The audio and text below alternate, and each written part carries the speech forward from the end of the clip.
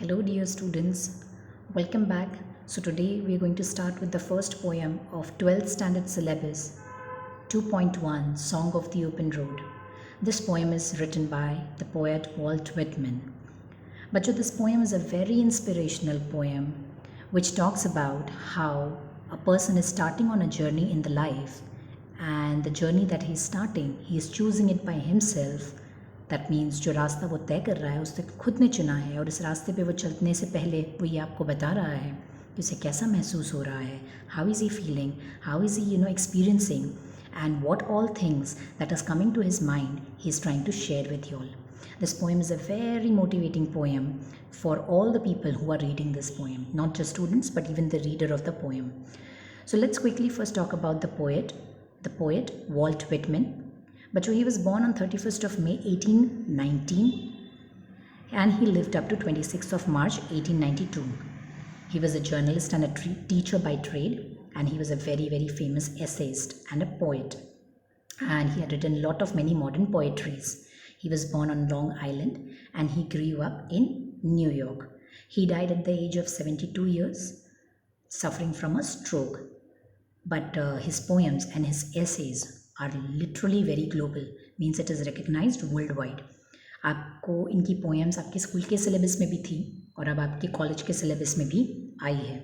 तो ये पोएट बहुत ही फेमस पोएट है, बहुत ही मशहूर और बहुत ही नामचीन पोएट है Walt Whitman.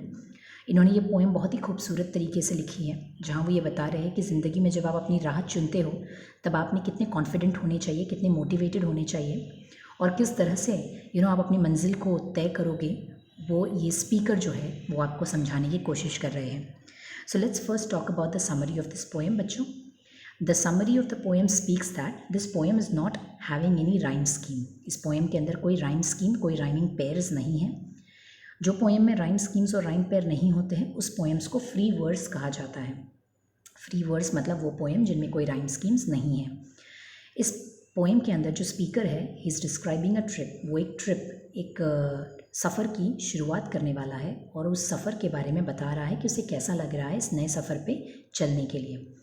He describes himself. वो ये कहता है कि इस सफ़र शुरुआत करने से पहले मुझे कैसा महसूस हो रहा है. I am feeling healthy and free. मतलब मुझे बहुत ही पावरफुल, स्ट्रेंथ और बहुत ही ज़्यादा मोटिवेटेड फील हो रहा है, इनकरेज्ड फील हो रहा है और बहुत ही कॉन्फिडेंट फील हो रहा है, और साथ ही साथ मैं बहुत फ्री हूँ. फ्री मतलब मैं किसी के दबाव या किसी के प्रेशर में ये रास्ता नहीं चूज़ कर रहा हूँ, बल्कि मेरी लाइफ है, मैं अपना रास्ता खुद चूज़ कर रहा हूँ. So I am free, I don't have any obligation. मुझे किसी को प्रूव नहीं करना है, मुझे खुद को प्रूव करना है ये मंजिल को तय करके. और ये जो मंजिल जो है वो मैंने खुद अपनी मर्ज़ी से चुनी है, क्योंकि ये मेरी लाइफ है और इस मेरी लाइफ पे किसी और का कंट्रोल नहीं है. मैं तय करूँगा कि मुझे क्या चीज़ करना है, मुझे कौन सी फील्ड में जाना है, मुझे कौन सी राह पकड़नी है, मुझे किस चीज़ में आगे बढ़ना है, ये मैं तय करूँगा, कोई और तय करके मुझे नहीं बताएगा. So I am in control of my own life. My life is in my control and not anybody else's. फिर आगे स्पीकर कहता है कि मैं अपनी डेस्टिनी में, अपनी मंजिल में अपनी किस्मत खुद चुनूँगा, कोई और मुझे नहीं बताएगा. वो ये भी कहता है कि मैं जो नई जर्नी की शुरुआत करने वाला हूँ, मुझे किसी का गुड लक या ऑल द बेस्ट विशेस नहीं चाहिए. I don't want any good luck wishes because I will be my own good Fortune. मैं अपना खुद गुड लक बनूँगा, अपनी अच्छी नसीब मैं खुद बनाऊँगा और खुद बनूँगा. ही सेज उसे किसी चीज़ की कमी नहीं है. Nothing that he lakhs. उसे किसी चीज़ की कमी नहीं है और वो अपनी मंजिल पे अपने खुद किसी का रेफरेंस लेके या किसी का सहारा नहीं, खुद पहुँचेगा. खुद अपनी मेहनत से अपने रास्ते को तय करके अपनी मंजिल के मुकाम पे पहुँचेगा. और वो ये भी कहता है कि जब इस रास्ते में मैं चलूँगा और अगर मुझे किसी चीज़ की ज़रूरत पड़ेगी तो I am sure the earth will provide me. मतलब कैसे न कैसे रास्ता बन जाएगा और मैं अपनी मंजिल पे आगे बढ़ूँगा. कहते हैं ना, जब किसी चीज़ को आप शिद्दत से चाहो तो पूरी कायनात उसे मिलाने की आपको साजिश में लग जाती है.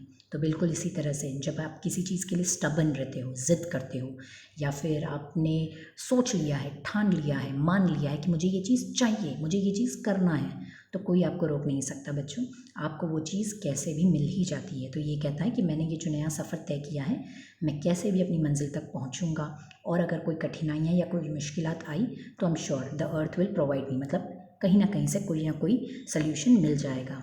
ही says that the road he is taking will have imperfections and burden. वो कहता है कि जो रास्ता मैं चूज़ कर रहा हूँ ये कोई आसान रास्ता नहीं है, ज़रूर इसमें कोई इम्परफेक्शंस, कोई फ्लॉज, कोई बर्डन्स, कोई रिस्पॉन्सिबिलिटीज़, कोई ऑब्स्टिकल्स आएंगे, बट इन ऑब्स्टिकल्स का मैं क्या करूँगा, डट के मुकाबला करूँगा, इसे गिव अप नहीं करूँगा, हार नहीं मानूंगा, छोड़ के भाग के दूसरा रास्ता नहीं पकड़ूंगा, जो रास्ता शुरू किया है उसे ख़त्म करूंगा। तो इम्परफेक्शंस और बर्डन्स आएंगे तो मैं उसे क्या करूंगा, डील करूंगा, उन्हें क्या करूंगा, फेस करूंगा, उनका मुकाबला करूंगा, रादर देन वहाँ से भागूंगा नहीं। तो बच्चों ये है समरी ऑफ दिस पोएम। इस पोएम का ये समरी है जहाँ एक स्पीकर है, वो एक नई जर्नी पे निकल रहे हैं और वो बता रहे हैं कि ये जर्नी उन्होंने क्यों चुनी है और किस लिए चुनी है और इस जर्नी को किस तरह से वो तय करेंगे। तो इसके लिए कहा जाता है ना, believe in your self and the world will be at your feet. जब आप खुद पे भरोसा करते हो तो आपने लाइफ में कितना भी डिफ़िकल्ट करियर ऑप्शन चूज़ किया है, आप वो आसानी से क्या कर लोगे, पा लोगे। कोई चीज़ मुश्किल नहीं होती है, कोई राह मुश्किल नहीं होती है, ये है कि बस हमें सोचना है और वो हो जाता है। ऐसे बहुत सारे एग्जाम्पल्स हमारे हिस्ट्री में हमें मिलेंगे जहाँ पर लोग कुछ नहीं थे बट एक डिटर्मिनेशन था, एक पैशन था, कुछ करने का एक जुनून था और वो लोग कहाँ से कहाँ पहुँच गए। जैसे वॉल्ट डिज्नी है, स्टीव जॉब्स है, सुंदर पिचाई है। तो ये जो लोग थे ये लाइफ में बहुत ही स्मॉल टाउन से थे, बहुत ही कम औहदे के लोग थे, बहुत ही पुअर मिडिल क्लास के लोग थे, लेकिन इनके दिमाग में एक चीज़ था कि हमें कुछ करना है। हमने ये रास्ता जो चुना है, ये रास्ते पे लोग हमें शक की निगाहों से देख रहे हैं, मतलब डाउट कर रहे हैं कि अरे यार तुम थोड़ी कर पाओगे, अरे यार तुमसे थोड़ी हो पाएगा। लेकिन दुनिया उन पे भरोसा ना कर रही थी बट वो खुद अपने आप पे भरोसा कर रहे थे। माइकल डेल, जो डेल कंप्यूटर्स आज हम यूज़ करते हैं बच्चों, माइकल डेल की स्टोरी भी ऐसे ही इंस्पिरेशनल स्टोरी है, जहाँ एक बार उन्होंने अपने फ्रेंड से ये कहा था कि मुझे वर्ल्ड का लार्जेस्ट कंप्यूटर मैन्युफैक्चरिंग पर्सन बनना है, और उनकी फ्रेंड ने हंस दिया ये कह के कि वर्ल्ड का लार्जेस्ट कंप्यूटर मैन्युफैक्चरिंग, हाँ कोई खाने का काम थोड़ी है, कोई आसान काम थोड़ी है। उनके फ्रेंड को उन पर भरोसा नहीं था बट माइकल डेल जो थे वो अपने आप पे भरोसा कर रहे थे, और देखो आज वो टॉप 4 मैन्युफैक्चरर, कंप्यूटर मैन्युफैक्चरर में से एक है। डेल कंप्यूटर्स कितना मशहूर है, राइट। तो यही होता है जब आप किसी पे ट्रस्ट करना चाहते हो दुनिया में, अगर आप किसी पे ट्रस्ट करना चाहते हो तो सबसे पहले हमें अपने आप पे ट्रस्ट करना चाहिए, अपने आप पे भरोसा रखना चाहिए, अपने आप पे कॉन्फिडेंट रहना चाहिए कि हम ये कर सकते हैं और हम ज़रूर वो कर लेंगे। तो ये पोएम ऐसे ही इंस्पायरिंग पोएम है। ये पोएम के अंदर बच्चों स्टैंजाज है, let us understand each stanza. 4 stanzas है, 4 स्टैंजाज है और बहुत ही सिंपल स्टैंजाज है। Let us start the first stanza. अफुट and light-hearted, I take to the open road, healthy, free, the world before me, the long brown path before me, leading wherever I choose। अब first stanza में poet आपको क्या बता रहे हैं, यानी speaker जो है वो कह रहा है कि जो नए रास्ते पे मैं चल रहा हूँ, ओपन रोड पे, ये ओपन रोड है मतलब खुला मैदान है जिस पे मैं चलने वाला हूँ। मैं कैसा चल रहा हूँ, अफुट मतलब अपने पैरों पे, मैं कोई व्हीकल या कोई मोटर बाइक या कोई साइकिल का इस्तेमाल नहीं, अफुट चल चल के मैं अपनी मंजिल पार करूँगा। एंड लाइट हार्टेड, मुझे कैसा महसूस हो रहा है, लाइट हार्टेड मतलब आई एम नॉट बर्डन और pressurised with anything, rather I am feeling very very light and I am walking on this road, I am taking this open road, ये खुला मैदान जो मैं चलने वाला हूँ, मैं चल चल के पहुँचूँगा और मुझे बहुत ही हल्का महसूस हो रहा है, किसी चीज़ का स्ट्रेस या टेंशन नहीं है, मुझे किसी को प्रूफ नहीं करना है, मुझे किसी के जैसा नहीं बनना है, मैं खुद जैसा एक नया इंसान बनने वाला हूँ इस रास्ते पे चल के। Healthy free the world before me, जो दुनिया मेरे सामने है, जो मंजिल मेरे सामने है, इस मंजिल पे मैं कैसे चल रहा हूँ, हेल्दी तंदुरुस्त हूँ, कॉन्फिडेंट हूँ।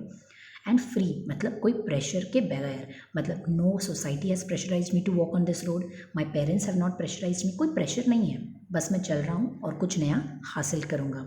द लॉन्ग ब्राउन पाथ, वो सड़क को कहते हैं, रोड को क्या एड्रेस करते हैं, लॉन्ग ब्राउन पाथ मतलब जो मंजिल है छोटी नहीं है, रास्ता जो है वो छोटा नहीं है, लॉन्ग है। ब्राउन पाथ, पाथ मतलब रास्ता। Before me leading wherever I choose, ये मंजिल मुझे वहाँ ले जाएगी जहाँ मुझे जाना है, जहाँ किसी और को पहुँचना था या कोई और चाहता है कि मैं इस मंजिल पे पहुँचूँ, ऐसा नहीं है, ये मंजिल मुझे वहाँ ले जाएगी जहाँ मुझे जाना है, जो जहाँ मैं जाना चाहता हूँ मैं अपना रास्ता तय करूँगा। तो ये जो स्टैंजा है इसमें ये हमें पता चलता है, जो स्पीकर है वो कहता है कि मैं अपने लाइफ के कंट्रोल में हूँ, ये लाइफ को जो है मैं डिटरमाइन करूँगा मेरी लाइफ को, कि मेरी लाइफ कैसी होनी चाहिए, मुझे क्या बनना है, मुझे कौन सी मंजिल तय करनी है, कोई और चूज़ नहीं करेगा।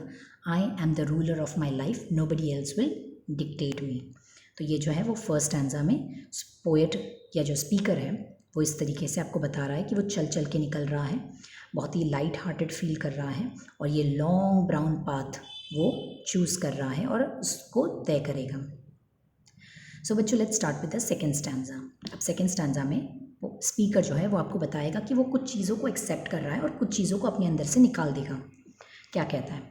Henceforth I ask not good fortune, I myself am good fortune. Henceforth I whimper no more, postpone no more, need nothing. Done with indoor complaints, libraries, querulous criticisms. Strong and content I travel the open road. वो कहता है henceforth मतलब अब से, I ask not good fortune, मैं किसी से उम्मीद नहीं करता कि कोई मुझे गुड लक विशेस दे, क्योंकि मैं अपनी गुड लक खुद बनाऊंगा। henceforth I whimper no more, मैं अब से, henceforth मतलब अब से, मैं किसी चीज़ के लिए रोऊंगा नहीं, क्रिब नहीं करूँगा, छोटी छोटी बातों पे उदास नहीं होऊंगा। विम्परिंग का मतलब होता है रोना, उदास हो जाना। पोस्टपोन नो मोर, मैं किसी चीज़ को टालूंगा नहीं, आज का काम कल पे, कल का काम परसों पे नहीं टालूंगा, जो आज है वो आज ख़त्म करूँगा। मुझे किसी चीज़ की ज़रूरत नहीं है। नीड नथिंग मतलब आई डोंट वांट एनीथिंग, मुझे किसी का सहारा, किसी की मदद की ज़रूरत नहीं है। I am having what ever I want. Done with मतलब बहुत हो गया। इंडोर कंप्लेंट्स मतलब ये चार दीवारी में बैठ के बहुत हो गया। लाइब्रेरीज मतलब प्राइवेट रूम में बैठ के बहुत हो गया।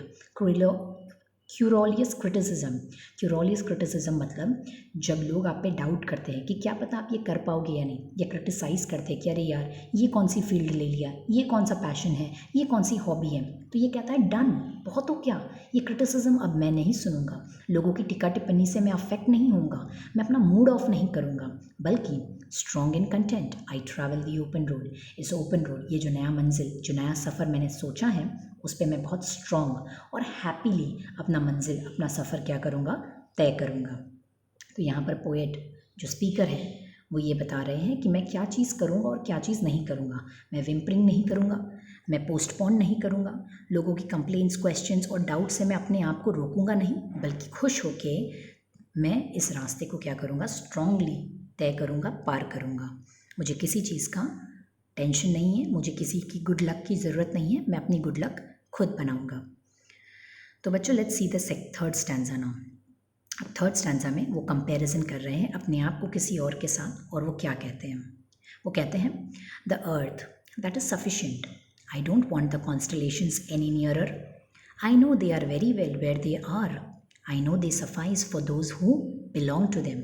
वो कहते हैं the earth that is sufficient मतलब जो चीज़ मेरे पास है, अर्थ मतलब जो चीज़ उनके पास है वो उससे क्या है, खुश है, उन्हें और कुछ नहीं चाहिए। The earth that is sufficient मतलब what he is having is happy, जो टैलेंट उनमें है वो उससे खुश है, जो चीज़ उनके पास है वो उससे क्या है, सेटिस्फाइड है, उन्हें कोई नई चीज़ नहीं चाहिए। वो किसी और को देख के ये नहीं सोच रहे कि काश मेरे पास भी ऐसा होता, काश मेरे फैमिली भी थोड़ी फाइनेंशियली स्ट्रांग होती, काश हमारे पास भी ये सहूलियत या ये फैसिलिटीज़ होती। No, he is saying whatever I am having, I am happy, very happy with that.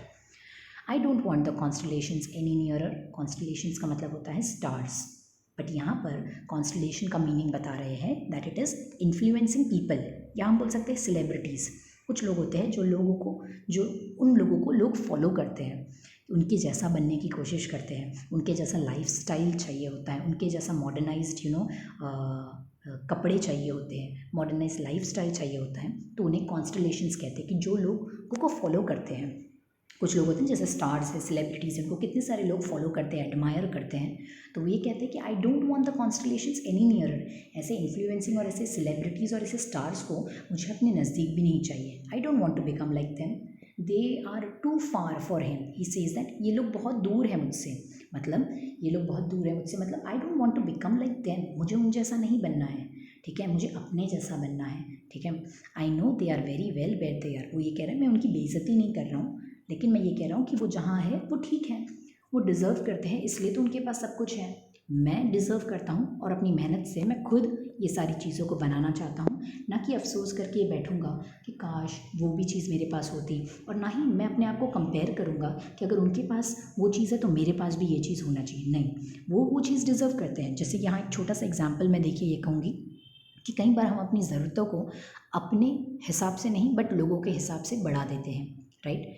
कि अगर उनके पास वो चीज़ है तो मेरे पास भी होना चाहिए, वरना लोग हमें क्या कहेंगे। उनके पास 1 BHK फ्लैट है तो भाई हमारे पास तो ज़्यादा होना चाहिए, हमारे पास तो कम से कम 2 BHK होना चाहिए। उनके पास 2 कार है तो हमारे पास 3 कार तो होनी चाहिए। तो मैं कह रही हूँ कि कुछ लोग जो है वो अपनी ज़रूरतों को अपने हिसाब से नहीं बल्कि दूसरों के हिसाब से क्या करते हैं, इंक्रीज़ करते हैं।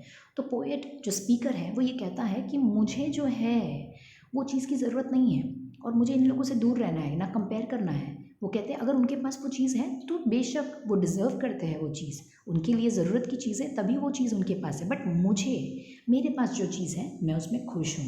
आई know this suffice for those who belong to them. वो कहता है अगर उनके पास मुझसे ज़्यादा कोई चीज़ें हैं तो ऑब्वियसली वो उनको डिज़र्विंग है, इसलिए उनके पास वो सारी चीज़ें हैं।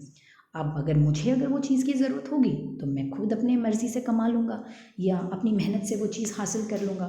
फ़िलहाल के लिए मुझे उस चीज़ की ज़रूरत नहीं है और ना ही मैं कभी आने वाले कल में इस चीज़ पे क्रिंज करूँगा कि अगर उनके पास वो चीज़ है तो मेरे पास भी वो चीज़ होनी चाहिए। ऐसा कुछ नहीं है। तो यहाँ पर जो कंपैरिजन है स्पीकर रास्ते पे जो निकले हैं वो ये भी बोल रहे हैं कि मैं लोगों को देखा देखी कोई काम नहीं करूँगा, लोगों को से ग्रीड में आके कोई चीज़ हासिल नहीं करूँगा। जो मेरी ज़रूरत की चीज़ है वो मेरे पास होगी और मैं उसमें खुश रहूँगा। अगर किसी के पास मुझसे कहीं ज़्यादा है तो भाई फिर वो डिज़र्व करते हैं, अच्छी बात है, उनसे मुझे कोई दुख नहीं है, अच्छी बात है उनके पास ज़्यादा है, वो डिज़र्व करते हैं, बट मैं अपनी चीज़ों से खुश हूँ। तो यहाँ पर ये 3 स्टांजा से हमें पता चल रहा है कि जो स्पीकर है वो कितना मोटिवेटेड है, कितना इनकरेज्ड है, कितना खुश है अपने नए रास्ते पे। ओके, आगे देखते हैं। जो 4th स्टैंजा है, अगर आप ध्यान से देखोगे बच्चों तो 4th स्टैंजा जो है एक ब्रैकेट में है। स्टार्टिंग की फर्स्ट लाइन से लेके लास्ट का लाइन तक का इट इज़ इन ब्रैकेट। अब ब्रैकेट में वो ये बताता है, यहाँ पर वो स्पीकर जो है वो आपकी कुछ गलत फहमियों को दूर करेगा। अब कौन सी गलत फहमी, कौन से मिस इंटरप्रिटेशंस या मिसकंसेप्शंस जो हमारे शायद आए होंगे। अभी काफ़ी बच्चे ये क्वेश्चन पूछते हैं, मैम जब 3 स्टैंजा हो गया कि मैम ये तो इतना फ्री है, इसके ऊपर तो कोई लाइबिलिटी या कोई रिस्पॉन्सिबिलिटी भी नहीं है, तभी तो ये अपनी मंजिलों को बिना किसी स्ट्रेस और बिना किसी प्रेशर के निकल पड़ा है, तो इसकी लाइफ में तो कोई प्रॉब्लम्स ही नहीं होगी, तभी तो ये इतना फ्री और तभी तो ये इतना ओपनली निकल पड़ रहा है बिना किसी के कुछ सोचे और बिना किसी के कुछ करें। बट हमारे लाइफ में तो बहुत जिम्मेदारियाँ होती हैं, हमारे लाइफ में तो बहुत मुश्किलात होती है जिसको हमें ध्यान में रख के अपनी लाइफ को तय करना है। तो यहाँ स्पीकर आके आपकी गलत फहमियों को दूर करते हैं और वो ये बताते हैं कि उनकी लाइफ में भी प्रॉब्लम्स हैं, बट उन प्रॉब्लम्स को वो किस तरीके से टैकल और फेस करते हैं वो ये बताएंगे। Still here, I carry my old delicious burdens. I carry them, men and women, I carry them with me wherever I go. I swear it is impossible for me to get rid of them. I am filled with them and I fill them in return. देखो यहाँ poet कहते हैं कि ये मत सोचना कि मेरे पास बर्डन्स या परेशानियाँ या मुश्किलात या प्रॉब्लम्स या रिस्पॉन्सिबिलिटीज़ नहीं है बिल्कुल है। और कैसी है? ओल्ड, मतलब ऐसा नहीं कि अभी अभी वो आई है, ओल्ड मतलब लाइफ, जब से लाइफ है तब से प्रॉब्लम्स चल ही रही है। बट इन प्रॉब्लम्स को वो एक एडजेक्टिव यूज़ करते हैं, वो कहते हैं मेरी जो प्रॉब्लम्स है वो डिलीशियस है, मतलब मज़ेदार है, मुझे मज़ा आता है उसे सॉल्व करने में। जब वो प्रॉब्लम्स मेरे पास आती है तो मैं उसे बहुत ही बोल्डली, बहुत ही हंसी खुशी मैं उसे क्या करता हूँ, डील करता हूँ। तो वो कहते हैं कि मेरी लाइफ ऐसी मत समझना कि कोई रिस्पॉन्सिबिलिटीज़ नहीं है या कोई बर्डन्स नहीं है। और वो अपने बर्डन को कहते हैं डिलीशियस बर्डन। और वो ये भी कहते हैं कि आई कैरी देम, मैं उसे अपने साथ ले कर चलता हूँ। ऐसा नहीं कि मैं उसे घर छोड़ आया हूँ या फिर मुझे उसकी कोई परवाह नहीं है, जिम्मेदारियाँ मेरे पे भी हैं और मैं उसे अपने साथ लेके चलता हूँ। I carry them with me wherever I go, जहाँ जहाँ मैं जाता हूँ प्रॉब्लम्स जो है ऑब्वियसली मेरे साथ साथ क्या होती है, चलते रहती है और मैं उसे साथ लेकर चलता हूँ। क्यों? क्योंकि मेरे पास कोई ऑप्शन नहीं है। देखो 3rd लाइन वो कहते हैं, I swear it is impossible for me to get rid of them. I swear, वो कहते हैं कसम से, कितना अर्ज कर रहे हैं, देखो वो कहते हैं कसम से, इट इज़ इम्पॉसिबल, नामुमकिन है मेरे लिए इन प्रॉब्लम से छुटकारा पाना, क्योंकि प्रॉब्लम्स और लाइफ साइमल्टेनियसली चलती है। एक प्रॉब्लम खत्म हुई तो दूसरी आ जाएगी, दूसरी खत्म तो तीसरी, तीसरी खत्म तो चौथी, और लाइफ जब तक रहेगी तब तक प्रॉब्लम्स क्या होगी, चलते रहेगी और चलते रहेगी। तो it is impossible to get rid of them. उनसे छुटकारा पाना नामुमकिन है। तो जो चीज़ से छुटकारा पाना नामुमकिन है, तो क्यों ना मैं उसको मज़े से टैकल करूँ, क्यों ना मैं उसको मज़े से इंजॉय करके उस चीज़ को सॉल्व करूँ। जब मुझे पता है कि मैं इससे निजात नहीं पा सकता, इससे छुटकारा नहीं मिल सकता, तो फिर भैया इसके साथ रहना और इसके साथ खेलना सीख लो। I am filled with them and I will fill them in return. Speaker कहता है I am filled with them, problem से तो मैं घिरा हूँ, एक नहीं 1000 प्रॉब्लम्स हैं, but I will fill them in return. But इन प्रॉब्लम्स को मैं क्या करता हूँ, ईजिली हंसी खुशी इसको टैकल करता हूँ, इसको सॉल्व करता हूँ। ना कि इन प्रॉब्लम से मैं भागता हूँ, ना कि इन प्रॉब्लम्स को मैं गिव अप करता हूँ, ना कि मैं क्विट करता हूँ, बल्कि मैं इन प्रॉब्लम्स को क्या करता चलता हूँ, सॉल्व करते चलता हूँ। I am fill with them, problems मेरे पास आती हैं और मैं इन प्रॉब्लम्स को क्या करता हूँ, फिल करता हूँ। किससे, सल्यूशन से, ताकि ये प्रॉब्लम्स क्या हो जाए, ख़त्म हो जाए। ओके, सो यहाँ पर ये जो स्टैंजा है, फोर्थ स्टैंजा, इसमें वो बता रहे हैं कि जब लाइफ में, मेरे भी लाइफ में प्रॉब्लम्स है, ऐसा नहीं कि मैं एक हिप्पी जैसा बस एक नए रास्ते पे निकल पड़ा हूँ, नहीं, जिम्मेदारियाँ मुझ पे भी है, और इन जिम्मेदारियों को, इन प्रॉब्लम्स को जो लाइफ में आ रही है, उनको मैं सॉल्व करते करते आगे बढ़ता हूँ। तो बच्चों, ये जो पोएम है, यहाँ पर ये जो स्पीकर है वो हमें ये बता रहे हैं कि जब भी, moral of the poem is something like that, कि जब भी हम कोई भी रास्ता चूज़ करें अपने लाइफ में, अभी 12th के बाद, या जब भी आप अपनी लाइफ में कोई नया पाथ चूज़ करोगे, अपनी नई मंजिल चूज़ करोगे, नया रास्ता चूज़ करोगे, आप बहुत ही ज़्यादा कॉन्फिडेंटली अपने आप पे बिलीव करके, अपने आप पे ट्रस्ट करके वो मंजिल चूज़ करिए। ना कि आपका फ्रेंड अगर वो चीज़ कर रहा है तो आपको भी वो करना है, आपका रिलेटिव अगर वो चीज़ कर रहा है तो आपको भी वो करना है, बिल्कुल नहीं। हमें अपनी चीज़ों से सेटिस्फाइड होना चाहिए, और जो भी काम हम कर रहे हैं उसमें काफ़ी मोटिवेटेड और इनकरेज और सेल्फ बिलीव के साथ, सेल्फ कॉन्फिडेंस के साथ हमें क्या करना है, आगे बढ़ना है। क्योंकि बच्चों, एक चीज़ याद रखिए, जब तक कि आप अपने आप पे भरोसा नहीं करोगे, कोई आप पे भरोसा नहीं करेगा। And once you start trusting yourself, the world will be at your feet. तो ये पोएम यहाँ पर हम ख़त्म करते हैं। मैं उम्मीद करती हूँ कि आपको ये स्टैंजाज क्लियरली समझ में आए हैं। अगर आपको कोई डाउट्स होगा तो आप कमेंट सेक्शन में आप लिख सकते हैं। Thank you everyone, bye bye, all the very best.